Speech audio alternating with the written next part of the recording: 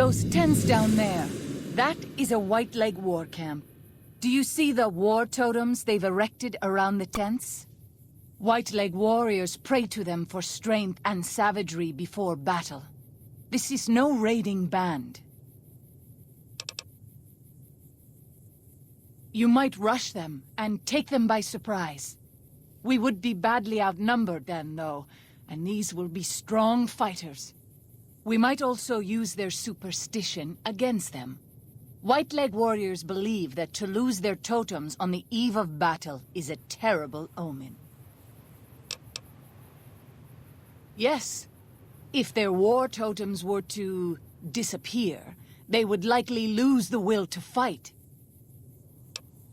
I will follow your command, but I advise caution if it is possible.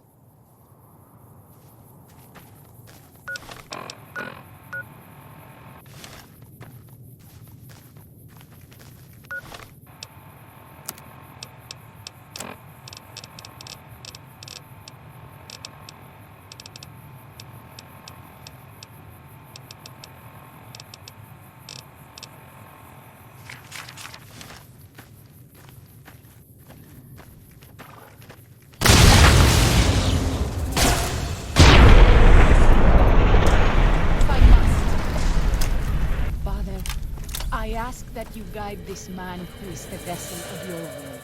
Show him the light of your wisdom and the peace of your love. Amen.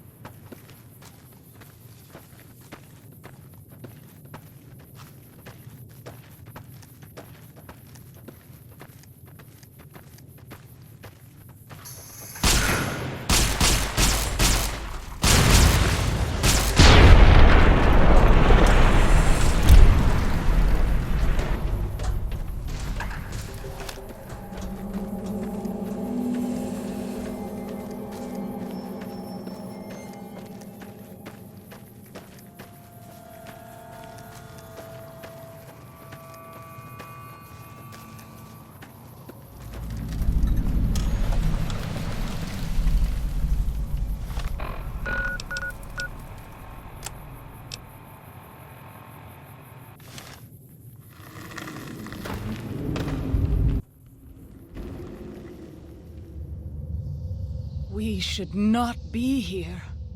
This place, it belongs to the Father in the caves. We must not profane it with our touch.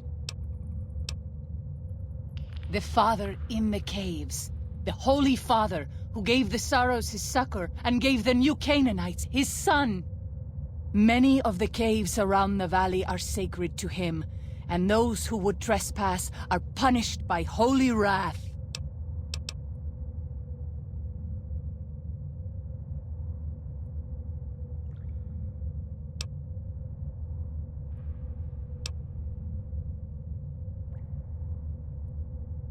I understand. I would prefer to leave as soon as possible, though.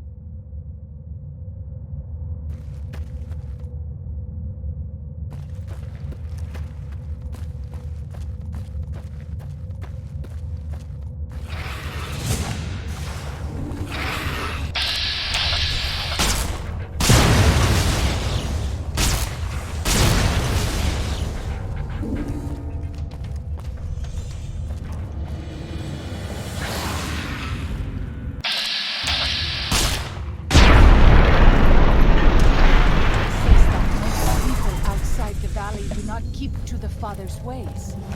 Perhaps when you leave, you will carry his word with you.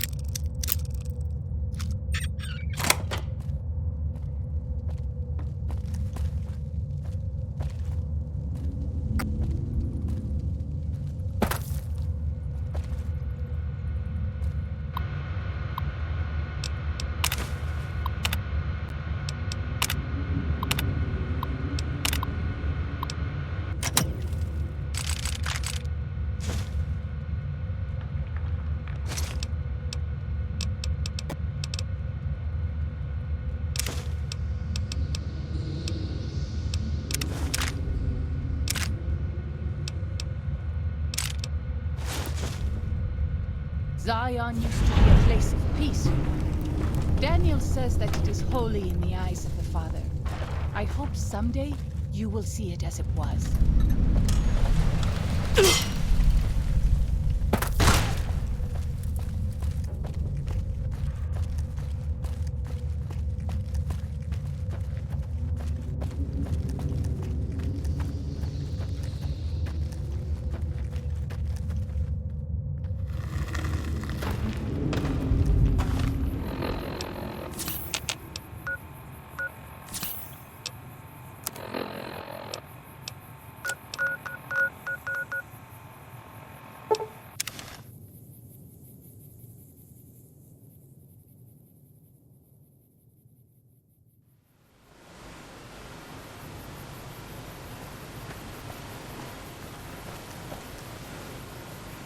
I'm glad to see you're still with us.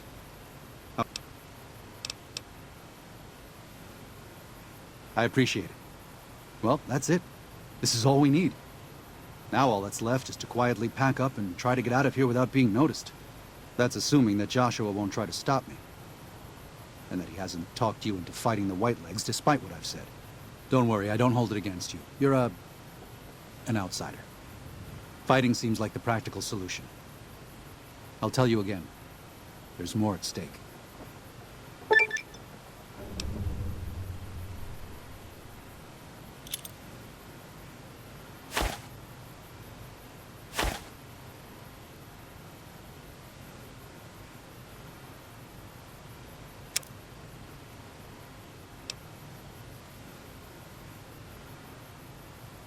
It may be.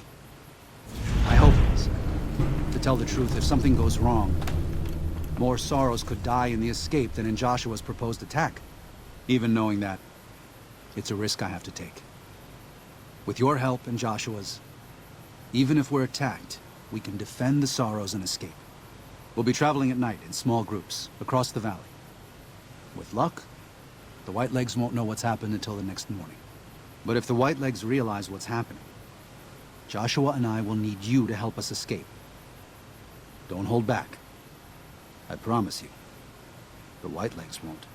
Once our path is clear, I'll give you everything you need to get back to the Mojave. But the Pine Creek Tunnel must be collapsed behind us. It's the only way to delay the Whitelegs' pursuit long enough for us to get a head start.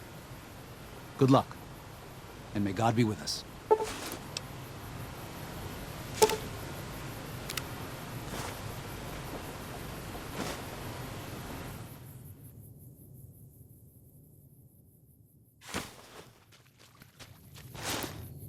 Daniel must have made it to the tunnel by now. But there are sorrows all over the valley. We have to help them and get Daniel out of here. Right.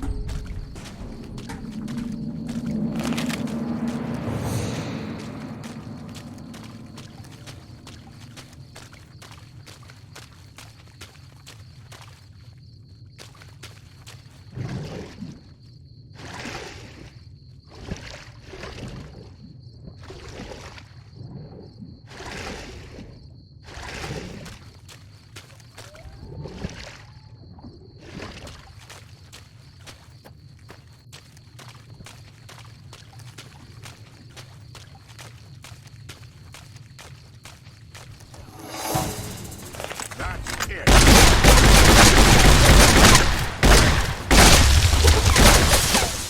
By Tucker!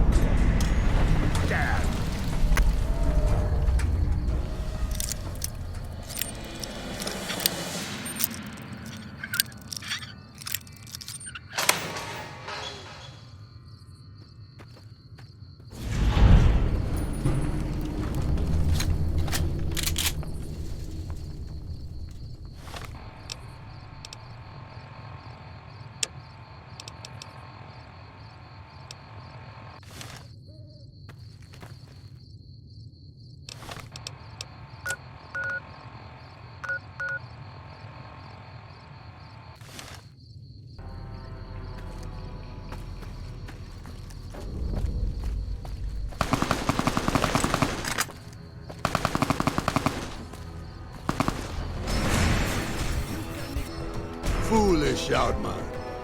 You best white legs, you think. By my spear, you die! You speak. I listen. Kill you. Maybe I not. Maybe.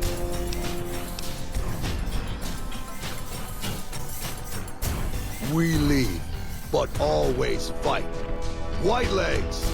We strong warriors for Kaiser!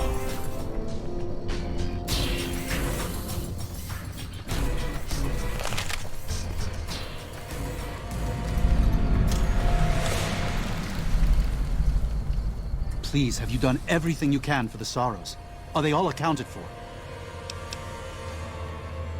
You've done more than I could have ever hoped for. Thank you. And may God protect you for all of your days. Goodbye.